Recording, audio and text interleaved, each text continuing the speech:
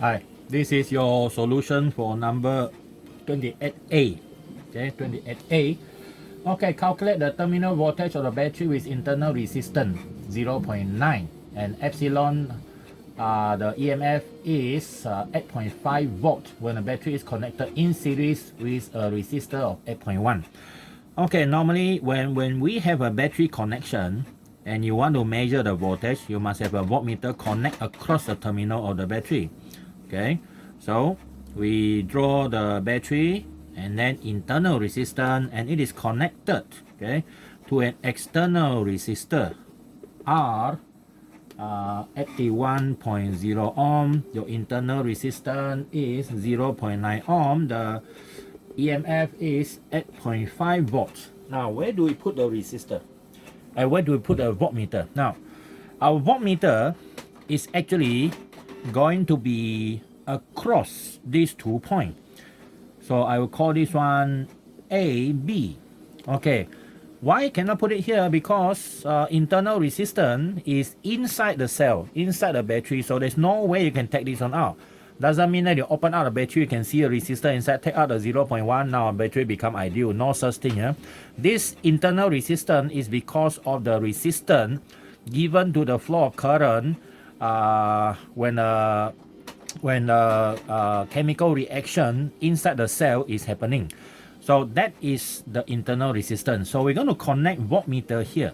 But before we can do that, we have to know that our circuit can be divided into two conditions. Number one, switch off. Okay, switch off. Okay, switch off. Normally we assume something like this. The battery is not connected to the external resistor, even though we have that diagram looks like it's connected. So we have a switch here. Okay, we have a switch like that. So this is a R, this is a small r, this is epsilon. In this condition, the switch S is open. Okay, the switch S is open, and if you connect a voltmeter like that, okay, your voltmeter actually, okay, in this case,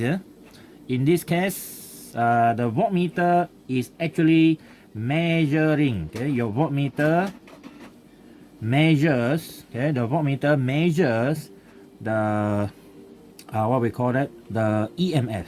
Okay, the EMF of the cell or the battery. Okay, because no current is flowing through the cell. Okay, through the cell. So when no current flowing, this one seems like doesn't exist. Okay, so whatever you measure here is exactly, so the voltmeter is giving you exactly, in this case, 8.5 volts. Okay, 8.5 volts. But in a switch on condition, okay, in the switch on condition, then current flow through internal resistance, okay, and also external resistor. Okay, external, internal. So this is where your connection of voltmeter will be. Still the same, but theoretically you are measuring something else. Okay, so now I'm going to redraw the diagram. Okay, redraw the diagram. This one. Now I'm going to pull this resistor out. Theoretically we can do that, but of course practically we cannot do that. So we're going to pull this one out so that they are side by side now. So what happened is, this one, now you simplify the diagram by only one cell up here, and we have our switch here, same position, switch, and the external resistor and the internal resistor. So you see now they are still in series, so just simply pull it. Push this one to the left hand side, we pull this one down, they are just copper wire, you can do whatever you want. So this is your R. Okay, this is your R, this is a small r. Now where is your A and B? Your A is here, right? A is here. Okay, A is here. Now where's your B? B is in between R and BR, right? Here. See, there's a B. Your voltmeter now is connected like that. Now this might still be confusing, but if as you know, these are all connecting wire, right? These are connecting wire. Whether you connect it here, here, or here, they are the same. So now I can simplify further. I bring the point A down. Okay, so we throw the switch away. It's not important to us anymore because it's switched on. So now, this is my position of B, and now I move the A over here. Okay, so now actually you are measuring the voltage across the R. Okay, the voltage across the R, and this one, okay, is still actually connected to the terminal of the battery. So you're not still connected to the terminal battery. So when current switch on, this voltage is not EMF. This one is called the terminal voltage. Okay, terminal voltage. So it will take you a few moments to understand the concept here.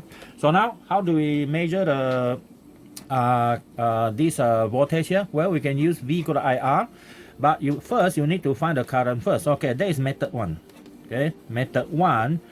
So our method 1 is, first we have to calculate total resistance. This one is 81, okay, 81, and this one is 0.9. So our total resistance is R plus R. So they have 81 plus 0.9, so equal to 81.9 ohms. And according to V equal to IR, so this is 8.5, and this is 81.9. So we get 8.5 divided by 81.9. Well, we got current of 0.104 ampere. Okay, 0.104 ampere. So now our voltage across R is equal to I times R, which is 0.104 multiplied by the resistance of this one, which is 81. Okay, so now we use 0.104 times 81. Okay, we got 8.42 volt. Okay, so that is one way to actually get our value of the voltage across R. Now, big R, I mean. Now, method 2 is a more direct method, which we use the voltage across R is equal to the resistance of R divided by the total resistance multiplied by epsilon, which is 81. And this one is 81.9 multiplied by 8.5. You should get the same answer like that. Okay, this is called the ratios method. Okay, ratios method or potential method, potential difference methods. Okay, so we call this one ratio method.